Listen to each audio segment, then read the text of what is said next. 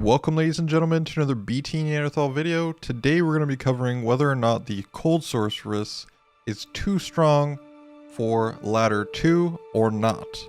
Now just for a quick disclaimer for this video, every time we're talking about damage and comparison values, we're talking about when you're coming across an immunity. If monsters are not immune, everything that was happening in Season 1 still is pretty much the exact same thing that it was before. We are only talking about the immunities. Alright, with that out of the way, is the Cold Sorceress too strong or not? So I've been hearing this question asked all over the internet recently, in chat, Reddit, and YouTube comments and stuff like that, or just people stating that it's just stronger and it might be too strong, maybe it needs a nerf or something like that. Overall, yes, pre-infinity stage of the game, the Cold Sorceress is much stronger now with these charms. Now, if you compare the Cold Sorceress against the Fire Sorceress and the Lightning Sorceress, something that you'll actually notice is that Cold Mastery doesn't have plus skill damage, but Fire does and Lightning does. Now, let me explain why this is actually important. The Blizzard Sorceress with the Cold Mastery was already, previous to this patch, pinning monsters down to an extreme negative amount of resistance. Whether they were wearing Infinity or not, it didn't really matter a whole lot because you couldn't really break cold immunes consistently. You just run Infinity to break some here and there and maybe pin the rest of it down to minus 100. Or you were dealing hybrid damage with like Hydra and taking monsters out that way. This is where the power came in from Infinity. Power in Season 2 comes from the fact that the Blizzard Sorceress, or any Cold Sorceress for that matter, can farm any area in the game without having any trouble. So that is a very, very strong piece here. Now let me explain something about the other builds. For the Lightning and Fire Sorceress, neither of them pierce the resistances with their Lightning or Fire masteries. They only increase the skill damage, and you are actually able to kill every single monster just like the Blizzard Sword once you're in that full Infinity stage of the game. If you were to compare the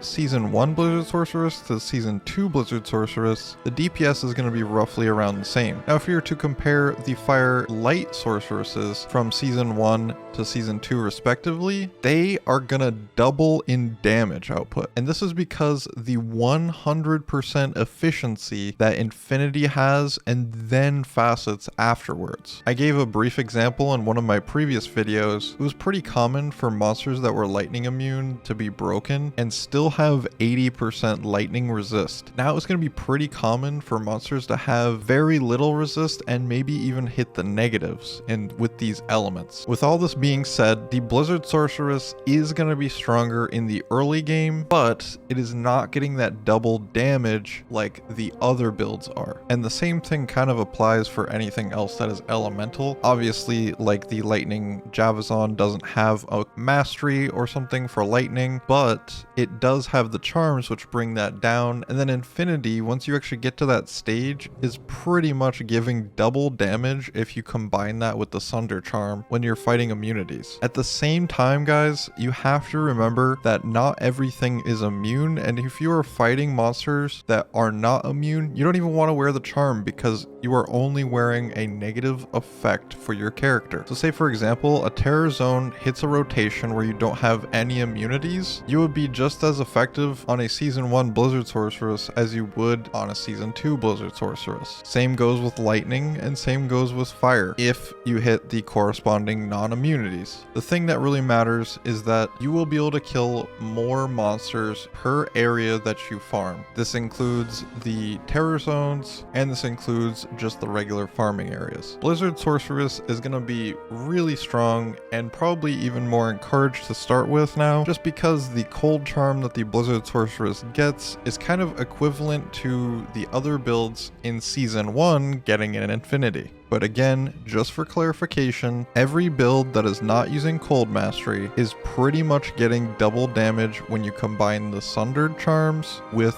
the Infinity. These are spitball numbers. I'm saying double damage. Some of them get more than double damage and some of them get less. We'll be making a tier list pretty soon on max roll, and I'll make a video that's covering all of that so you can see all the different comparisons between each build and what is strong and what is not as strong. Hopefully you found this video informational. If you liked it, give it a like so that other people can see it as well and we can start learning more things about this new ladder coming up. Let me know in the comments what build you're going to be playing first. Probably a Blizzard Sork, but what are you going to be playing after that once you actually find some of the charms that you need? Me personally, I think I'm probably going to be playing either a Fissure Druid or a Javazon. Much love to all of you guys. Thank you all for watching. You are all beasts.